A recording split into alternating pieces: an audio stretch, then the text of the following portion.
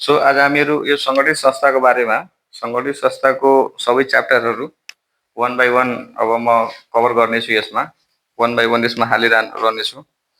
त्यही भएर यो सङ्गठित संस्था धेरै इम्पोर्टेन्ट पनि छ। अनि यसको कुरा गर्दाखेरि यसलाई प्री क्वालिफिकेसन टेस्ट भनिन्छ। जति पनि यो सहायक चौथो तहको लागि यो सङ्गठित संस्थाहरू हुन्छ तिनीहरूको इक्जाम दिनुभन्दा पहिला यो पास गरिनुपर्ने हुन्छ, यो पास गरिसक्नुपर्ने हुन्छ, त्यसपछि मात्रै इक्जाम दिन मिल्छ। आयोगको जति पनि सङ्गठित संस्थाको पदपूर्तिको लागि एकभन्दा बढी वा सङ्गठित संस्थाहरूमा अप्राविधिक तह, चौथो तह वा सहायक स्तर द्वितीय श्रेणीको लागि यो पूर्व योग्यता परीक्षा अनिवार्य हुनेछ।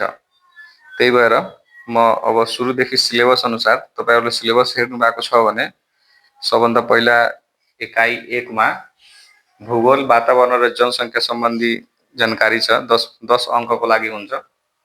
10 अङ्कको लागि यो 10 अङ्कको लागि हुन्छ। यो 10 अङ्कको लागि हुन्छ। अनि त्यसपछि अब 1.1 मा यसमा 3वटा च्याप्टर छ। 3वटा च्याप्टर छ यसमा 1.1, 1.2 र 1.3। 1.1 मा के छ? विश्वको भूगोल। विश्वको भूगोल जसमा हामीले पढ्नुपर्ने हुन्छ महादेश, महासागर, अक्षांश, देशान्तर, पर्वत श्रृङ्खला, नदी र ताल सम्बन्धी सामान्य ज्ञानहरू हामीले सिक्नुपर्ने हुन्छ यो च्याप्टरमा। अब सुरु गरौँ है। अब हामीले सबभन्दा पहिला सुरुमा यो पृथ्वीको बारेमा पढौँ। पृथ्वीको बारेमा हेर्दाखेरि पृथ्वीको उत्पत्ति कहिले भएको थियो? पृथ्वीको उत्पत्ति 4.5 अरब वर्षभन्दा पहिले। कति? 4.5 अरब वर्ष पहिले। त्यसपछि पृथ्वीको कुल क्षेत्रफल कति छ भन्दाखेरि 51 करोड वर्ग किलोमिटर। 51 करोड वर्ग किलोमिटर पृथ्वीको कुल क्षेत्रफल भयो। अब पृथ्वीको व्यास कति छ? पृथ्वीको व्यास 12,800 किलोमिटर। 12,800 किलोमिटर। पृथ्वीको ध्रुवीय व्यास कति छ? ध्रुवीय व्यास 12,714 छ। पृथ्वीको ध्रुवीय व्यास 12,714 र 756।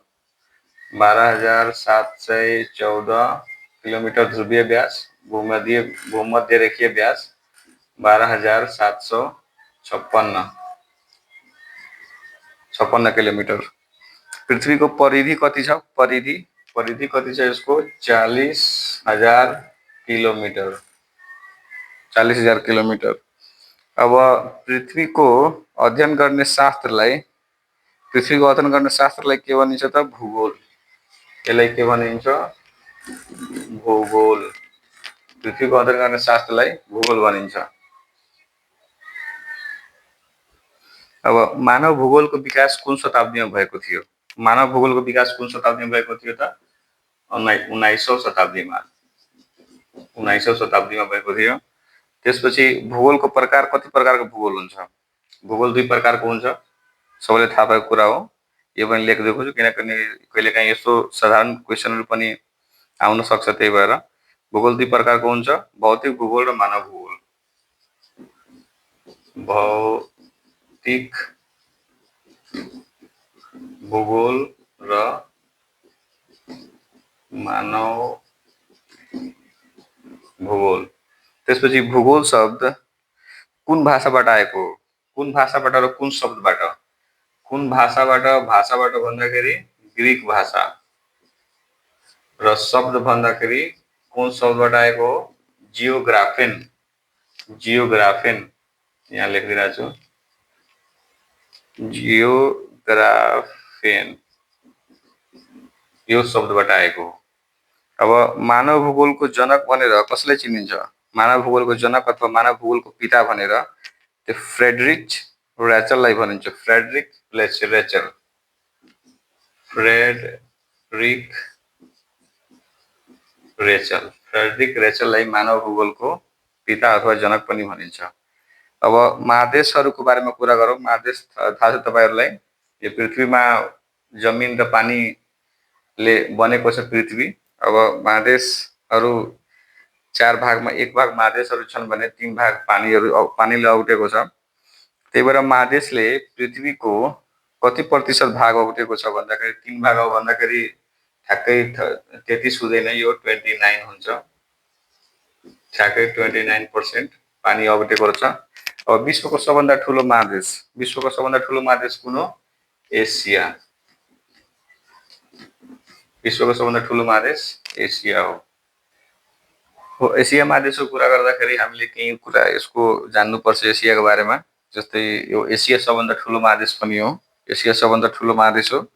अब यसको क्षेत्रफलको कुरा गर्दाखेरि 4 करोड 39 लाख हो, अथवा 4 करोड 40 पनि भन्न सक्छौ।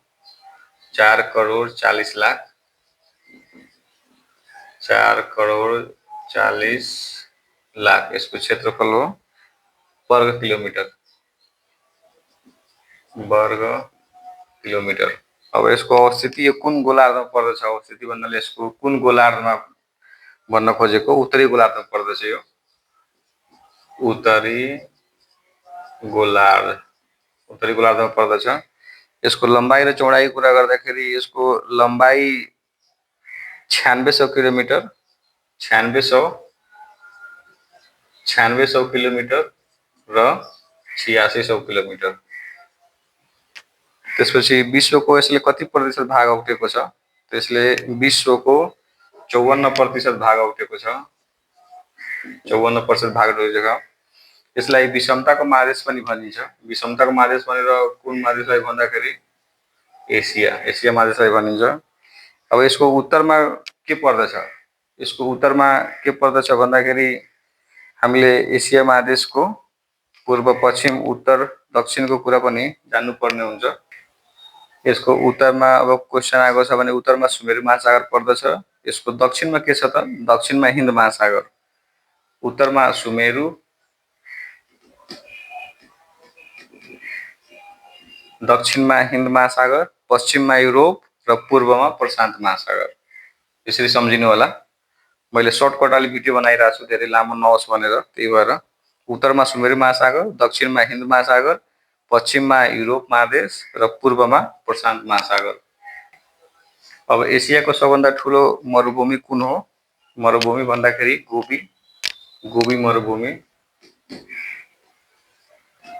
गोबी मरुभूमि एसियाको सबभन्दा ठुलो मरुभूमि हो। अब यसका केही कीर्तिमानहरू पनि छन्। जस्तै एसियाको सबभन्दा अग्लो शिखर यो सगरमाथा भइहाल्यो। यो विश्वकै सबभन्दा अग्लो शिखर हो सगरमाथा। अब त्यसपछि यो तिलिचो ताल, सबभन्दा उचाइमा रहेको ताल, विश्वको सबभन्दा उचाइमा रहेको ताल कुन हो? तिलिचो ताल हो। अब सबभन्दा उचाइमा रहेको पठार कुन हो? पामिरको पठार। सबभन्दा लामो अथवा ठुलो हिम नदी कुन हो? यो सियाचेन हिम नदी भइहाल्यो।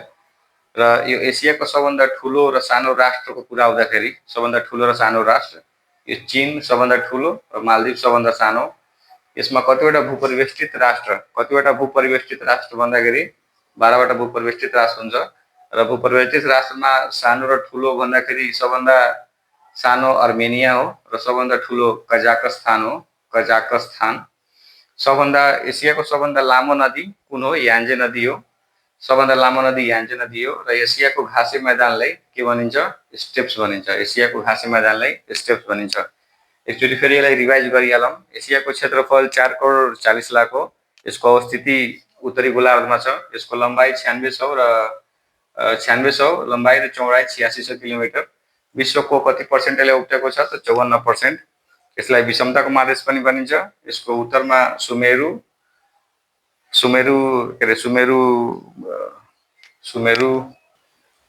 महासागर छ। यसको दक्षिणमा के छ त? हिन्द महासागर। पश्चिममा युरोप महादेश र पूर्वमा प्रशान्त महासागर। त्यसपछि यसको केही कीर्तिमानहरू। अब एसियाको ठुलो मरुभूमि गोबी मरुभूमि भइहाल्यो। यसका केही कीर्तिमानहरू सगरमाथा हो। सगरमाथा सबभन्दा अग्लो शिखर, सबभन्दा अग्लो स्थानमा रहेको ताल तिलिचो ताल हो, विश्वकै सबभन्दा अग्लो स्थानमा रहेको ताल। त्यसपछि पामीरको पठार, यो सबभन्दा अग्लो स्थानमा रहेको पठार हो। त्यसपछि सबभन्दा ठुलो अथवा लामो हिमनदी सियाचेन हो। एसियाको सबभन्दा ठुलो राष्ट्र चीन हो र सबभन्दा सानो मालदिप्स हो। यसमा कतिवटा भूपरिवेष्टित राष्ट्र छन्? 12 वटा भूपरिवेष्टित राष्ट्र छन्। अर्मेनिया र काजाखस्तान सबभन्दा ठुलो काजाखस्तान र सबभन्दा सानो अर्मेनिया हो। सबभन्दा लामो नदी यान्जे हो एसियाको र घाँसे मैदानलाई स्टेप्स भनिन्छ, घाँसे मैदानलाई। ल अब हामीले केही कुरा गरौँ एसियाको, के अरे अफ्रिकाको। एसियाको कुरा गरिसक्यो, अब केही कुरा गरौँ अफ्रिकाको। एसिया पछिको सबभन्दा ठुलो महादेश कुन हो? त अफ्रिका महादेश हो। एसिया पछिको सबभन्दा ठुलो महादेश अफ्रिका महादेश हो। अफ्रिका महादेशको क्षेत्रफल कति छ? 2 करोड 97 लाख अथवा 2 करोड 98 भन्दा नि हुन्छ। 2 करोड 98 लाख सम्झिनको लागि। त्यसपछि एसियाको लम्बाइ र चौडाइ कति रहेको छ? त यसको उत्तर र दक्षिण लम्बाइ 8000 किलोमिटर छ। यसको उत्तर दक्षिण लम्बाइ 8000 किलोमिटर र पूर्व र पश्चिम यसको चौडाइ अथवा लम्बाइ नै भनौँ, चौडाइ 7440 किलोमिटर रहेको छ। अब यो कुन गोलार्धमा रहेको छ? अवस्थिति मैले भन्नको मतलब गोलार्ध। यो कुन गोलार्धमा रहेको छ त? यो दुईटा गोलार्धमा रहेको छ। यो उत्तर र दक्षिणी गोलार्धमा दुईटैमा रहेको छ। उत्तर र दक्षिणी दुईटैमा। उत्तर र दक्षिण दुईटै गोलार्धमा रहेको छ। त्यसपछि यसको सबभन्दा ठुलो र सानो देश कुन हो? त्यसको सबभन्दा ठुलो देश अल्जेरिया र सबभन्दा सानो देश सेसेल्स। सबभन्दा सानो देश सेसेल्स हो। सबभन्दा ठुलो अल्जेरिया र सबभन्दा सानो देश सेसेल्स हो। अब अफ्रिका महादेशको बारेमा अलिकति केही इम्पोर्टेन्ट कुराहरू पनि जानिराखौँ। जस्तै अब यसलाई अन्ध्यारो महादेश पनि भनिन्छ। अफ्रिकालाई अन्ध्यारो महादेश पनि भनिन्छ र सबभन्दा ठुलो मरुभूमि अफ्रिकाको सहारा मरुभूमि हो र यसको एउटा उपनाम विविधताको महादेश पनि हो।